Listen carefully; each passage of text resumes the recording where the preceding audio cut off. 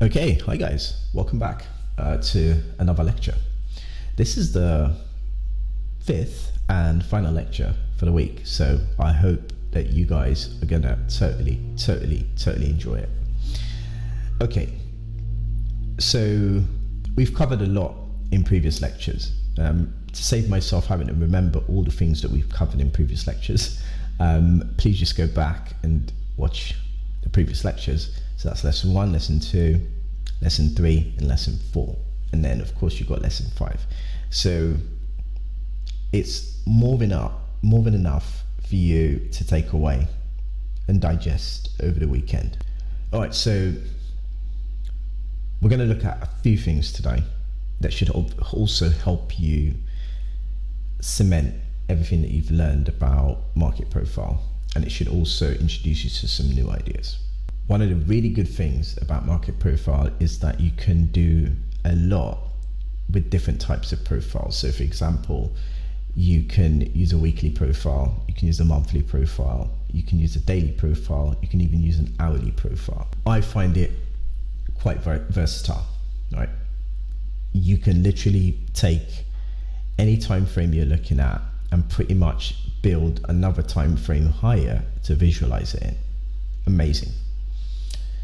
Today with candlesticks, you have to swap through things.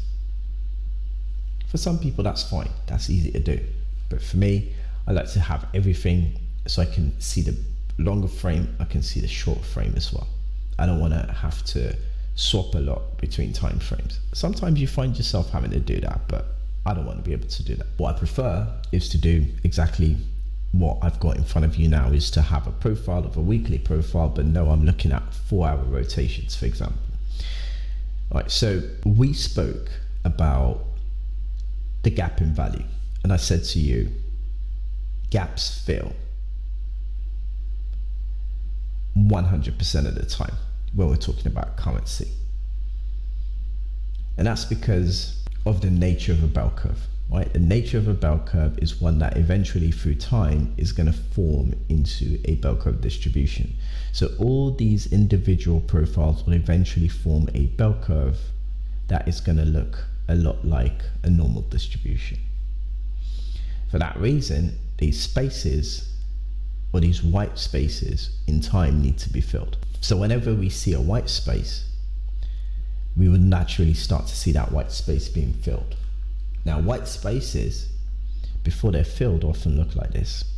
So the difference between the opening price and the value high is a gap in value. Or in reverse, the difference between a lower opening price and value would be a white space. We call it a gap, and they always get filled. So we've got another one here.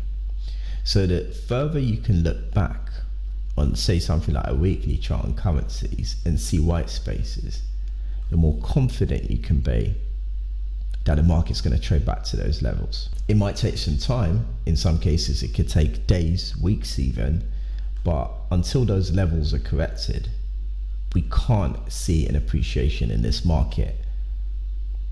It's an inefficiency. So no matter how high it goes, we always have to be cautious that we're going to come back at some point and fill out these levels. Right? This is already an amazing secret sauce I've given you, because a lot of traders can't see it. So if you don't have a TPO chart, you can't see it. Forget about it. This is just not going to be an advantage you're going to have, and there's nothing I can do about it. Even I couldn't really see any gaps until I started to use the TPO chart. So once I started to use the TPO chart, it allowed me to be able to visualize these kind of things that I often won't be able to see on a candlestick chart. So it was definitely, in my opinion, a huge edge to have. It was to be able to see that. So first and foremost, that is a massive advantage that you want to have. So let's take a look at what happened with this profile over the week, and essentially this will help you understand how we plan these positions if we are dealing in a daily profile, for example. So I was so sure we were going to fill this because obviously the price action we'd seen on this 4-hour rotation on K period was essentially a break below the 5-period balance A, B, C, D, E. We broke under, and for me that was an instant sign that we were going to look for the gap and the bid stack, right? Fair price. So we've spoken about this before. The market would often move from fair price to fair price. So again, that's the other thing. Fair prices are often always traded out. So if you can look back historically and see what we call a naked point of control or fair price, there's a very good chance we're going to trade back to that fair price. So we want to bear that in mind. So again, as we made our way lower, I'm expecting that we're going to trade a fair price. So in effect, we're going to hit a bid stack and then potentially rally from there, which is exactly what's happening. Right, but first and foremost, we want to be able to take advantage of this trade as it develops, right? So we don't want to be late on it. We want to be able to do it as it develops. Well, of course, you could just pretty much take the trade for a weekly chart and then pick a level to put the stops. Perfectly fine. That's a way to do it. But also, you could improve your execution if you looked at it on a longer time frame. So what did that look like? So first, we're going to see where we were when we started the drop. So it's roughly about, let's have a look, 2, 3, 4, 5, 1, 2, 3, 4, 5. So it's roughly about two days ago. So if we go back, we started a drop here. So if we split this profile, you can see that a little bit clearer. So again, talking to you about what I spoke to you about. Where are we seeing a draw on liquidity? So we had that first balance break, which was about here, but we had a draw on the liquidity about here. Right, so you can see the K period high, which was the London Open, likely to be stops above the high of London, right?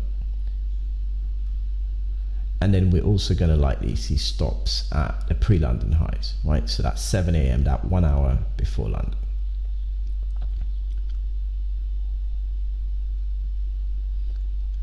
I like to see straight lines, that's it. And then we're also going to see stops above the Asia high. So our expectation is that one of these is going to trigger off. Now, if we think about what we've discussed about time, I'm going to show you another neat little trick you can always use. So we had a London Open, 10 a.m. We're very low on prices, so we definitely won't be short at this point. We want to see a pullback and a draw on liquidity. So we get that at 2 p.m. the NASDAQ hour, right? So that comes to the time part of our trifecta. So if we open NASDAQ and we have incredibly high volume, and then we break the low of NASDAQ on that high volume, then we're likely to go lower. Now I cover volume in depth. I don't want to go into volume at this point in time. We'll do that another lecture, but I have lots of stuff on YouTube which describe this in incredible detail. Just look across my channel. If you're part of the private members group, you're probably we're gonna talk about this a lot anyway. But if you're not, you're just part of the free Discord server. I post updates every now and again.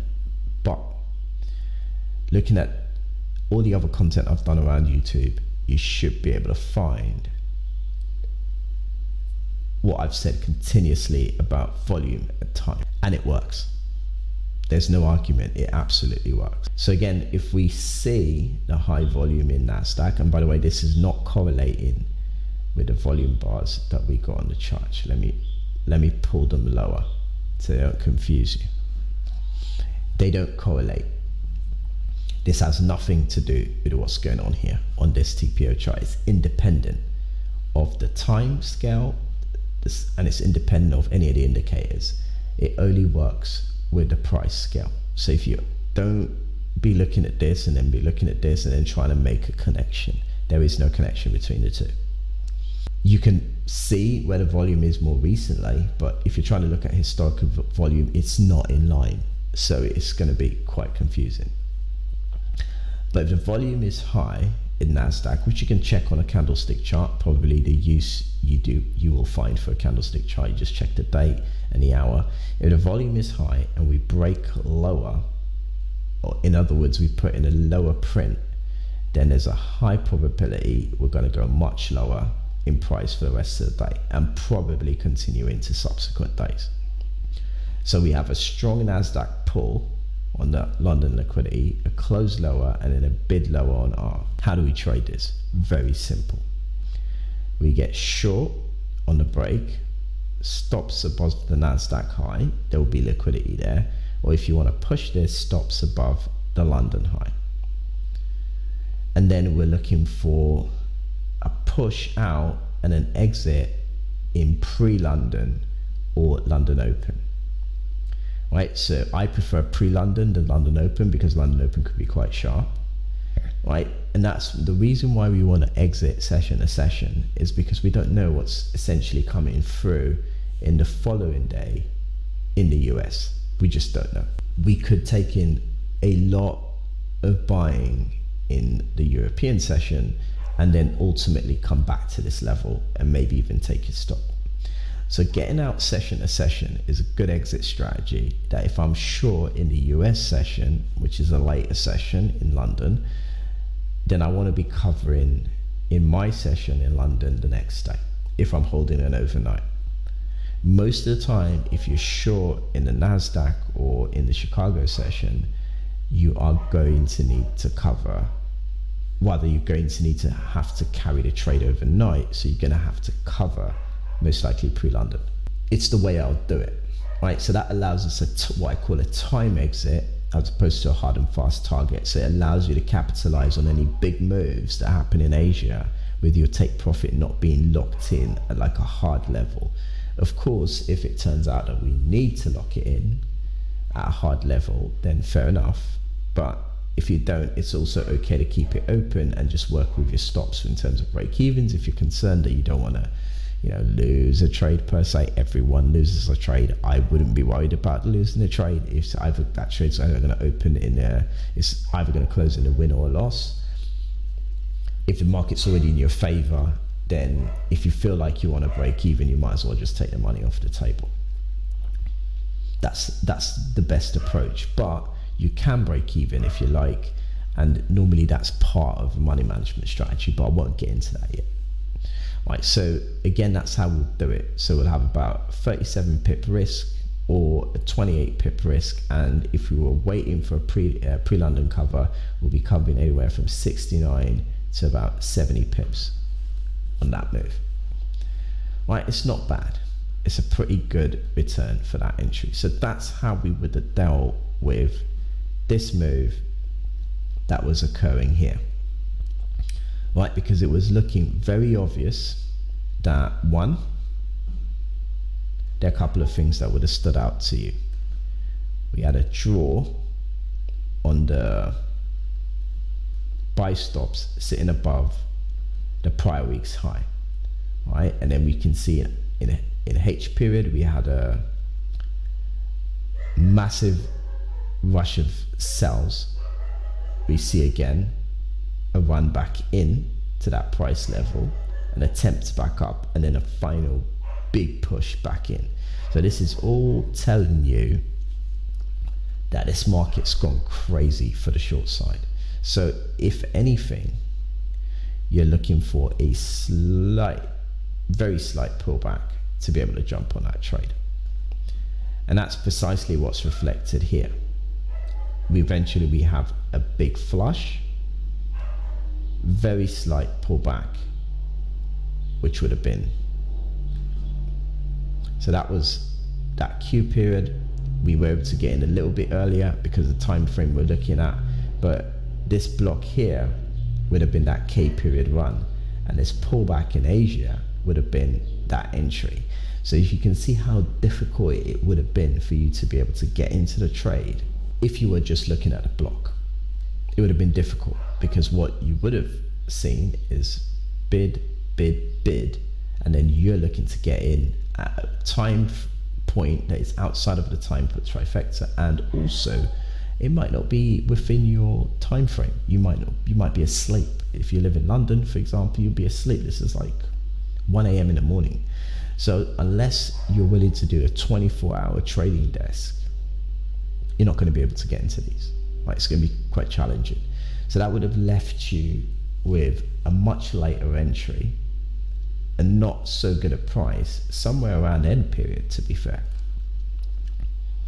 And that would also be outside of the time trifecta. So it's really difficult to consistently trade out of these time zones, these time frames, right? Very difficult. So if you're trying to get in at 11 o'clock in London, these are not great times to trade. It's too pre-market, or you're trying to get in at 1 o'clock in the morning, which is slightly post Asia Open. These are not great times to trade. Everyone's ahead of you, or you're too early and you don't know where things are going to go. So the time element of how you get in is what's super important. So we want to make sure that we're always more or less capitalizing on that. So I hope this part of the lectures made sense when we think about how we're visualizing where stop orders are and how we can execute them. I focused this particular week on a lot to do with stop runs, liquidity, so you can have a really good picture of how you trade these using just stop runs and liquidity. And then we start to add more stuff to it, but I'm trying to show you through the time frames how this is stacking up. Right, so typically that's how we could have taken advantage of the move lower. And eventually we had this big flush, which is more like a climax, right? So this ending move and then a recovery. Now what are we seeing? And I was just about to jump into this section, right? So if we just narrow this down, right, close all of this and close this.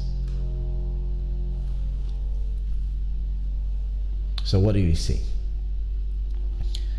Bid stack. We've spoken about stacks before. There's liquidity resting here and here. This is the one that was most interesting to me. But we have a bid stack. What does the market tend to do at bid stacks? It tends to reverse. We've traded this lower. We have a few solid daily blocks. Let's pull this up. So we have a few solid daily blocks. 1, 2, lower. So we say daily profiles lower, right? So we've been progressively going lower, and then we hit a bid stack, and then we're moving to fill a gap up here. My bet is this is where the price is going next to possibly trade out a fair price. How do we want to take advantage of this? Bit late at the moment, naturally. This was a London Open trade. So what happened overnight in Asia? We come down. Let's see if we traded out any major liquidity areas within this point. Not a lot. We've got liquidity, London from the prior day. So this would have been the London Open, low of day. We expect there will be stops resting here and then stops at the Asia low. We've hit into the bid stack, cleared the stops. We can see all this jagged price action, and then we get a flush up in pre-London, 7 a.m. We want to be long. On this break up, stops below the low of pre-London or the Asia low. It's about 44 ticks, and we're trying to run this to fill the gap or fair price at 90 ticks. That's what we're aiming for. Obviously, if you're trading pre-London, you should have been in this trade. Otherwise, you missed it. Nothing you can do about it. You just totally missed it. If we open up this profile, what can we see? First and foremost, before I do that, we can see the volume, right? So you can see that here. So we know that they're going to be stops resting under that Q period low, right? And what's Q period? That's the NASDAQ. So if we were to raise this a little bit so we can already visualize, oops, NASDAQ low. So we had that draw on the sell stops in Asia. We can see all those sell stops being triggered, right? You can see that here. Pull back up in E, come back down, and then J period, we close back above, back within the NASDAQ range, and we're eyeing the R period in Chicago. And I can tell you there was a lot of volume in R period driving this in Asia. That means there's going to be a lot of traders that are going to get caught offside at the R period high. So we expect there to be a draw on liquidity here, right? That's the general expectation. But experience tells me that we're probably going to go for the gap and fair price. So these are some of the things you can't see on a candlestick. I would have been looking for a move up, draw on liquidity in the NASDAQ Chicago, and then a pull back down again and a revisit of the London low. But everything the profile has told me is that that won't happen. Instead, we're going to get a massive buy stop run that is going to be new orders entering in, and then that's going to take us higher as opposed to a break back. So if I'm getting long on the draw on the stops under the NASDAQ, then that's a bit more of an advantage for me. I'm going to be long. And what that's also telling you, that a lot of this move that we're seeing is that people who were long on the NASDAQ but had stop losses here are getting liquidated. So possibly we're going to see a draw in the stock market at the open, where we're going to start to see the market move a little bit in favor of the longs. I don't know, because I'm not looking at that market. I'm not looking at the Dow or the S&P. But that's what I would think, or even the NASDAQ. And that's because I can clearly see what's happened to the NASDAQ, guys. Right? So if you were long, you've been hunted, and then the market's going back in your direction. So if we're looking at this, that's what's playing out. So we're not going to see that draw on liquidity. Instead, we should be looking for draws on the buy stops that are going to sit here, right? And that's where our interest should be. And that means that the fair price is now in danger of being traded before we get a reaction. And what's sitting up here, right? We have an offer stack. Right, so let me use a different.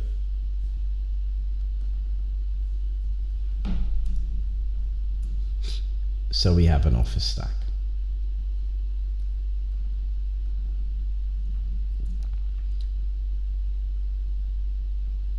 Let's make sure we get everything that's in the stack, right? So that's my expectation, is that we're going to draw to this stack before we start seeing selling. So this isn't really hard. It's just you have to be disciplined enough to do these every time within the relevant times. So let's just do a checklist again. We've looked at where stocks could be. NASDAQ low, more likely. We had a small drawn stops within the intraday, but then that didn't last. We broke down really quickly, and that should have told everybody that we're probably going to go south.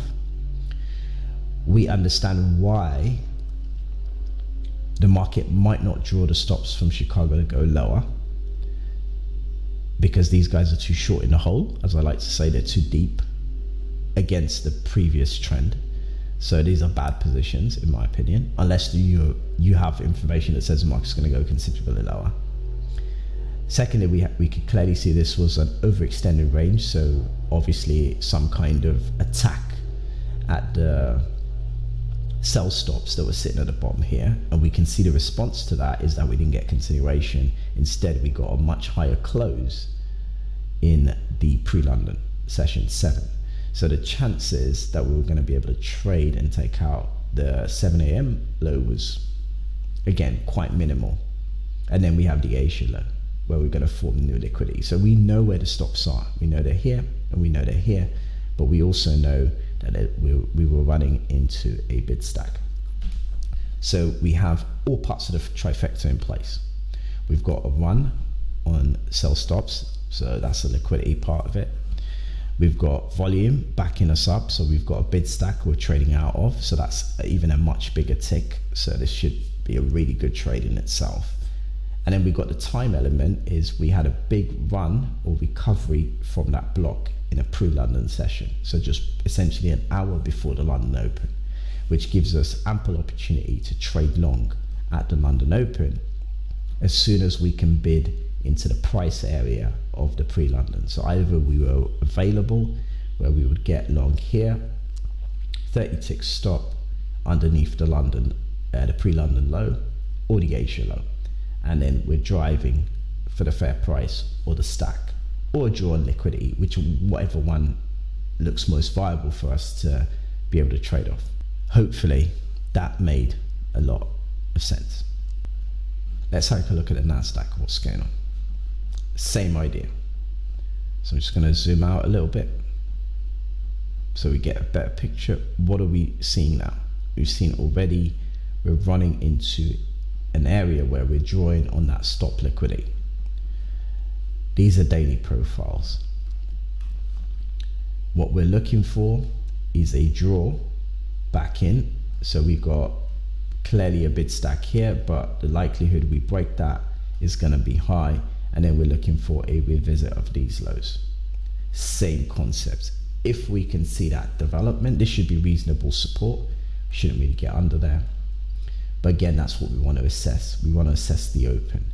We can already see that in the pre-market, there was a draw already on the liquidity on the day. So we had this big run in Asia at the open, and then we had consolidation, draw on the high, and then we started to move lower.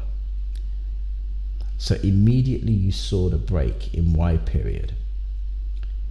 That's your cue to think we might be short going in to the actual market open. So people in the pre-market have probably done pretty well already. So our expectation, if this market's going to move higher, we might pull into the low, the bid stack, draw from there, right? And we're going to be able to follow all this stuff up. So everything I'm showing you, you're going to be able to see it play out. And through the lectures, I'm going to be able to show you all of this. Again, if you don't, I've talked about the basics of market profile. If you don't understand the basics of the profile or what you're seeing, in the description, I've got a link to a free market profile course, a very cheap Udemy course, not free, but incredibly cheap, less than a McDonald's, where you can essentially see how this works. So you've got 2 profile courses that will give you all the basics you need on the profile, so you can just hit the ground running through this lecture series. I'd implore you to look at that if you don't know anything about TPO charts. Again, I've said in previous sessions, if you want to get hold of a TPO chart, you've got a couple of options. You can go to some of the bigger players, whether you're a market delta guy, whether you're a window trader, whether you're Sierra Charts, whether you're Ninja, they all offer it, but at a cost, and in my opinion, extremely high cost. You can get my version for MT4, which I'm using now. It's perfectly great, and I don't have to pay for any data to see what's going on. I can look at the NASDAQ. I can look at, as you can see, I'm looking at the NASDAQ now. Price is no different from what you're seeing on your futures feed. I can look at the agricultural commodities, corn, so I can see the futures price, all free, not paid for. I can also see the S&P 500, as long as your broker has these available, right? Which most MT4 brokers do, or MetaTrader brokers do. Whether we're using IC Markets, FX Pro, there are a couple of them, they all offer this. If you're a US citizen, I don't know what your brokers offer. You might have to have a look, because I know with US citizens, it's quite challenging in terms of getting accounts outside of the US. If you've got dual citizenship in the US, then you should probably use your dual citizenship to get access to these kind of markets, and these kind of things that are going to essentially going to save you a ton of money. If you're in a prop firm, then super easy, because all the prop firms just use the standard European type brokers, Cypriot guys. So it's perfectly fine, right? You can just get all of this depending on what the prop firm makes available for you to trade. So if you're using a prop firm, they probably have MT4. If they don't, then join a prop firm with MT4. You should be able, and it doesn't matter, even if you don't join a prop firm with MT4, get a demo from a different broker and then run it on your demo and then do your trades on your prop firm account. Right, so there's a lot of ways to kind of get access to this good data across futures and cultural commodities. So futures, they're all futures, but cultural commodities, energy, financials, metals, you've got it all. So there's no complaint. So what we're looking for, again, back to the subject, we're looking for a draw into possibly bid stacks and a rally from there. If we see that, that's our trade opportunity. At the moment, we don't have one, because again, anything that's going to drive us into this area is going to likely start to force us to start to get down to other liquidity lows. So again, for perspective, right? What else do we have? We have the lows that are sitting down here, prior day lows. So all these are levels the market can easily chase over. And what do we have? We have a bid stack down here. I have reduced the filter to 1500 as opposed to 2000 where it was before. So we have a slightly wider NASDAQ range because the row sizes have now been tightened up a little bit. I think I was overdoing it with a 20 tick row size. So I needed to drop it down to 15, which is 1500, and that was pretty much that was good for me. So we have a bid stack sitting here as well, where we know bids are clustered. So all of these levels are going to be of interest. So getting short here is pretty risky. So if we want to get short, we need to at least see a pullback, in my opinion, into the Y period, right? Which will be somewhat about 11 London. So if we get that at the open, then you could look here to see if we get a reaction, and that might open up some shorts because you can get your stop above here, and then you can see if you can go for the Asia low. But I wouldn't really try and get in at this point in time. So it's half an hour to market open, right? So there's an element of diligence that we need to employ, right? If we're going to take advantage of this. So if you're unable to trade at pre-market, which a lot of people wouldn't have been able to do, then that's what your cue is. That's what you're looking at. Now, again, for the upside, we're not going to discount the fact that we could run to the upside, draw more liquidity and come down. That will be even the ideal scenario, is that if we have a big move to the top and we can trade liquidity out of X period and T period, which are both liquidity highs, then that will be a great position to be in, because then it just means that we're going to get another draw and then we're back down again. The thing is, you can't predict any of this. You just got to wait and see where the algorithm wants to take you next, and then you act when you see it. But it's not any different, guys. As you can see, from each market to each market, the rules are the same, because we can visualize the market in this way. We can see the TPO chart. Without this, the thing I've never really understood is that people have been trading, in some cases, 5, 6, 7, 8 years, 9 years. Some people are really good, and not a single one is talking about market profile, even though I know a lot of them have it. A lot of them have been in institutions where it's used. I don't see a single one talking about it, even though it's the easiest way to teach a beginner how to trade and take away that emotion. When you look at a chart like this, you don't feel any emotion. If you start looking at candlestick charts, I have to grey out all my candlestick charts, right? I have to grayscale them. Why? Is because I don't want the red-green emotion that comes with them. I've got some charts that are still red-green, maybe for analysis purposes, but that is exactly what I don't want. Having this, look at the difference. Perfect. I get no emotion. I've got no dopamine going around my system. I'm just calm and collected. I can see a ton of information with these charts. I don't need any other fancy equipment. I do have access to depth of market. I sell option premium, and I'm going to introduce some of that at some point. But I do have that. I do have access to CME feeds. I've got access to everything. Guys who follow me on the Discord, and if you don't, the link is bottom left. Type it into your browser and then join me at the Discord. You can DM me. You can see some of the updates I've done. The free Discord is packed with information going back years. So already that's a wealth of information. If you go through the entire Discord, I've had this Discord since 2018, 2019.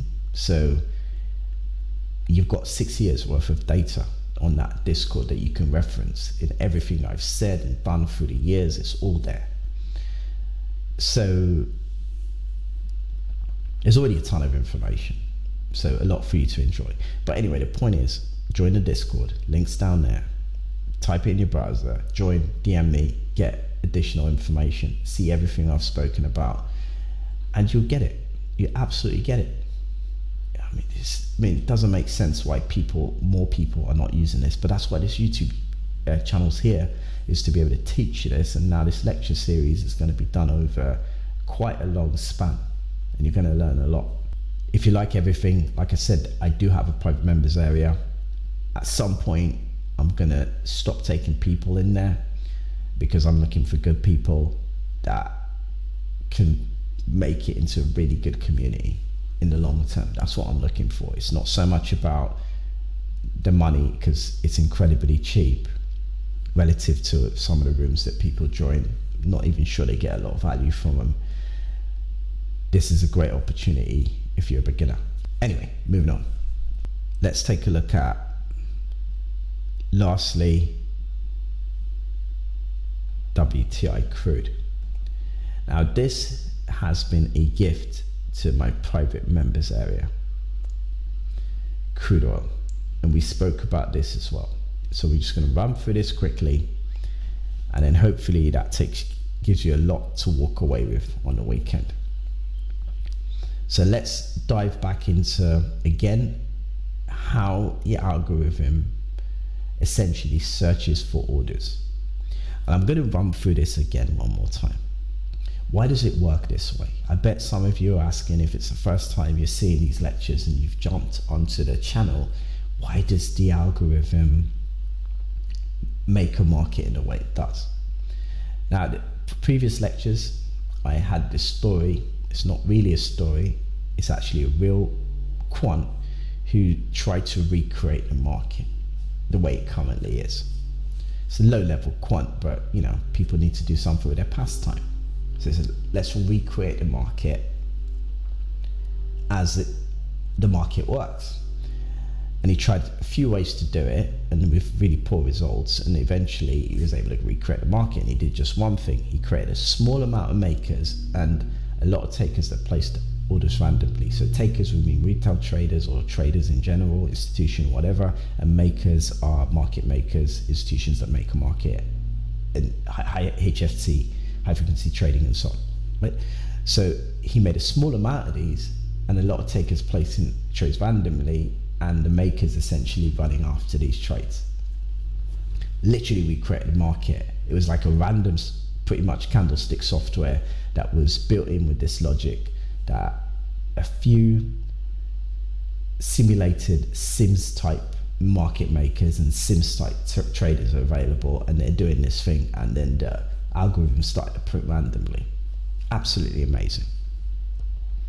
Now, don't get me wrong, some of you might know this has already been done before, and I'm just basically telling you a story you already know. But if you don't, market can be recreated even by you. So you can literally create a market, an algorithm, and give it to a couple of people, and they could be trading something, I don't know, Johnny's SimWorld or Dan's SimWorld, right? SimWorld trading, and you can just trade randomly. Create my own market, invent my own commodities. As long as people are willing to put money into it, that's that. I think crypto's a lot like that, to be fair. And I'm not bad mouthing crypto. I'm actually a huge fan of cryptocurrency. I do Bitcoin and all of that stuff. But crypto, and I don't do the shit coins per se, not into that. But I'm definitely into the major cryptos because they're part of the ecosystem now. Right, so I'm not bad mouthing it. But when crypto was created, again, it's like that. It uses the same algorithms. Yeah, people started to buy. There was a small amount of crypto holders, and then everyone started to buy randomly. And then we had a crypto market, and it looks like any other market when it got put into a candlestick. I don't think anyone ever asked themselves, why is it that all the markets just tend to work the same way? Surely everyone can't be, just doing the same thing in every market, but it appears so. So what's going on? Why is it doing that? Well, it's really simple. As traders, if you're in an exchange, you place orders in a limit order book. So you can tell the market that I want 10 contracts at this price, 5 contracts at that price. Perfect. And then you can have a few institutions who are like, if I essentially sell this guy 10 contracts at that price, I could essentially make myself some money if I bought it at a cheaper price.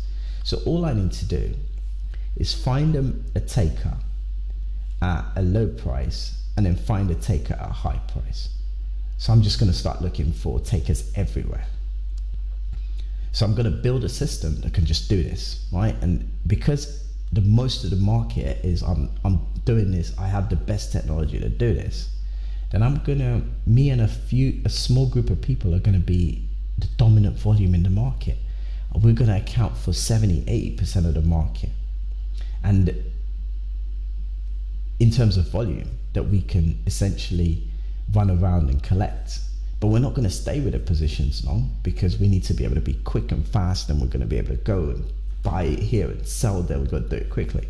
And that's all that's happening. So how can we access the liquidity? So let's say, okay, great, we're going to do that. As makers, we own 100,000 contracts that we can essentially put into the market and take out.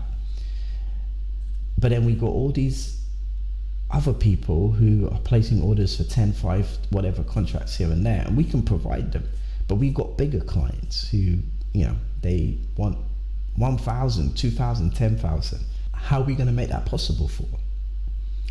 Well, we need to make sure we can take as many orders as we can to get them filled. So what are we going to do? We're going to look for where the orders are plentiful. And the only way to make those orders plentiful is to get people putting them in so they're accessible. So how do we do that? I know that if trader A is short here, he's going to have to control his risk somewhere. Otherwise, it's a margin call. So where is that trader going to get liquidated, i.e. they held a trade till they got no money left, so that's their margin level. And where's that trader going to put stop loss if they don't want to be in that situation? Now, I think 95% of traders don't want to be in that situation. So 95% of traders are going to opt to put a stop. The 5% that don't put a stop, no problem. I just margin call them. That's okay. And then it's fine. We get the whole lot. So this puts us in that position where people are going to place stops. And where they're going to place stops? Well, the most logical places are if the smartest trader was short, say for example at this level, then he can have his stop just a few ticks above. And let's say the market's going in his favor, that's where he stops it. And everyone else who's late into this trade is going to have their stops here. So the people who are short here are going to have their stops here, right? So they're going to be a lot of people who are going to be short at the bottom with buy stops at a high. So the moment the market moves against them, they're more likely to stay in these trades so their stops get hit. And when their buy stops get hit, they become buy orders, right?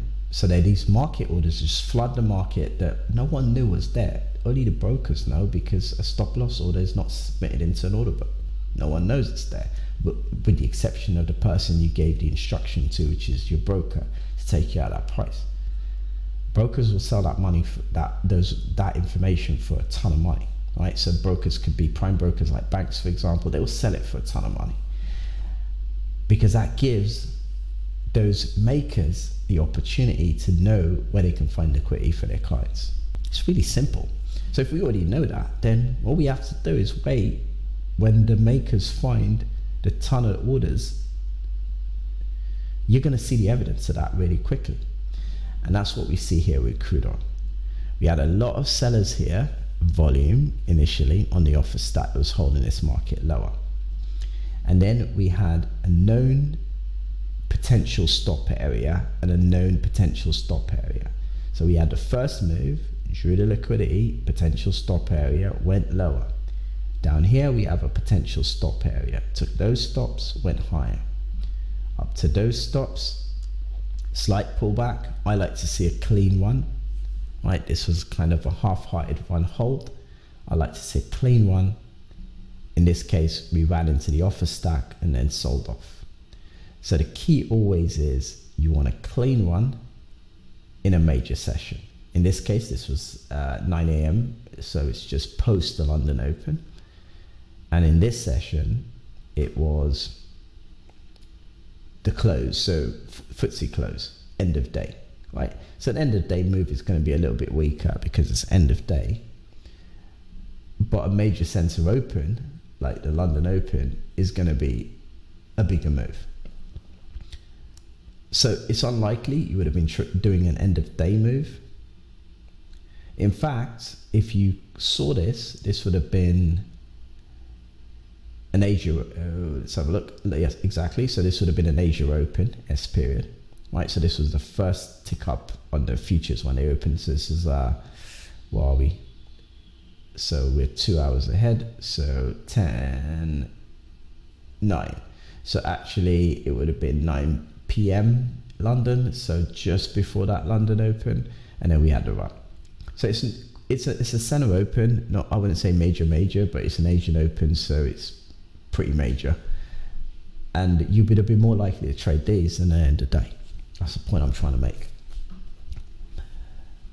However, once we rode into the offer stack out of a major center open, we got the time part of the equation, so we've got volume time, and then we got that draw on liquidity and a close below or within the price area of the end of day where that initial high was. So your instinct would be to be short, maybe on a pullback, or to be short straight away, and you're looking for a pull into liquidity. That's a 1 point move. That is a 1 point move from London overnight to where we are now. In fact, my synopsis was we're going to draw to this liquidity area initially, which will be in line with the range, possibly down to the $60 level, and then have a draw there. So that will be what I'd look to for levels. Depending on how early you are, how late you are, well, you're going to have to push this trade. So it's better to be early, and that's why those major center opens are crucially important. So this was crude, right? And then if we look at what's down here, we've got a bit of a bid stack. Typically with crude, once we enter the value areas, we tend to crush them. It's a thin market, lots of specialists, so sometimes these bid stacks don't always hold true. You've got to be careful, right? Especially with assets like crude. So this comes with the part of understanding your asset, and we'll talk about that in another lecture.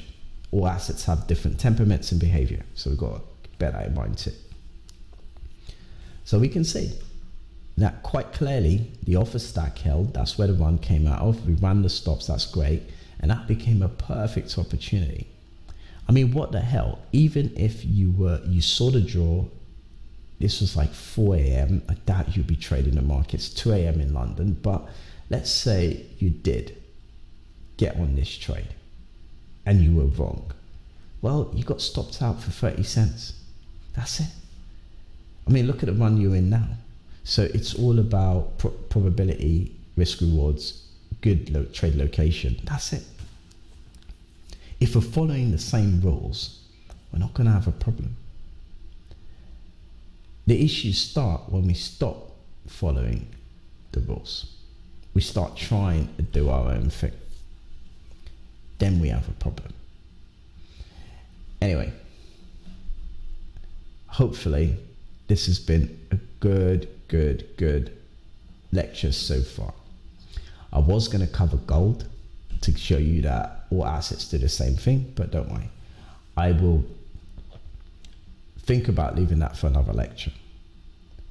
Actually, no. Let's cover gold. Cover gold very briefly, then it's market open, and then I gotta go. And it was been great, and I hope that you guys have learned a lot, but let's just take a look at this again equally with the same lens, right?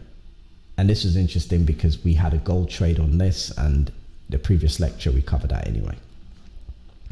So let's open up this so we can see what actually took place. So quite easily, there are a couple of things we can see. Remember, major center opens really crucial. So here we can see there was a low. So we're going to see stops here. That was a end of day low. So not quite 3 p.m. Chicago low. Right. So, and that we had a run from there. And then we've got a low in W period. So we had initial draw, end of day, and then market held and then broke in Asia. What did I say? The gap. We have a gap. Gaps always fill. Gap in value. That's where we drew to fill the gap, and then responded out of it, held. What's our trade opportunity? We've had B period low, draw on liquidity on the intraday. Market held, pull back, held. Well, if we're not confident enough to take the trade now because it was early, we won't be available, then we're looking at the London Open. So again, we close up, stops below the low, or you could go all the way below low of day, but for me that would be too much. Pre-London low is great, or the H period low is great. So that's 24 points. We're already 29 points. That's a 1-to-1. London low 17 points.